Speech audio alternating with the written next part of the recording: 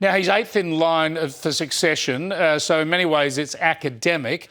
But I still think a lot of people will want to see him taken out of the line of succession. That would require action by the British Parliament and Commonwealth parliaments like Australia's, wouldn't it?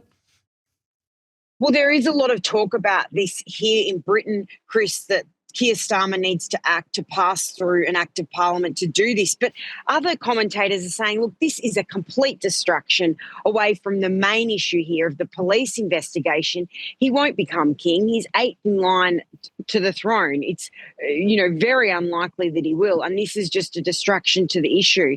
But let's see where this police investigation goes, Chris, because no doubt it's an awful time as he sits there pretty much on his own with his dogs, and his security guards were seen on the weekend at the local supermarket stocking up on beer, and the Waitrose supermarket truck was arriving at his farm with lots of goods. So he's sitting there pretty lonely. Yeah, I think it's important for the credibility of the monarchy, though, to perhaps look at this line of succession thing, because it places him in that powerful position, that possibly powerful position. I joked on the weekend if Prince Charles had drowned at Bondi when he visited here before he was married and had children.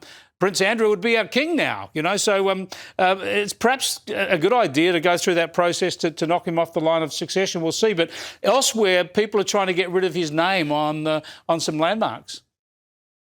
They are indeed, Chris. Look, I went down to a street in Dersingham, which is just a couple of miles from where he's residing, and I asked locals because one of the streets there is called Prince Andrew Drive, and I spoke to them and asked them should they change the name. And Chris, surprise, surprise, there were some who said, yes, get rid of it, yes, but others who said keep it. Yeah, dear, oh dear. I'll tell you what, I just want to finish off with a bit of a laugh. I mentioned that photo, that now famous photo that's been displayed in the Louvre by activists. Look at what some people did with the help of AI, I think, a little social media meme. Have a look.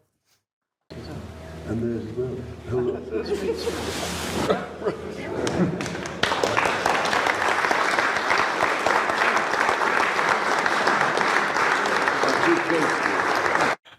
The horror, Sophie, the horror, not the King's portrait at all, but that horrible photo of his now infamous brother.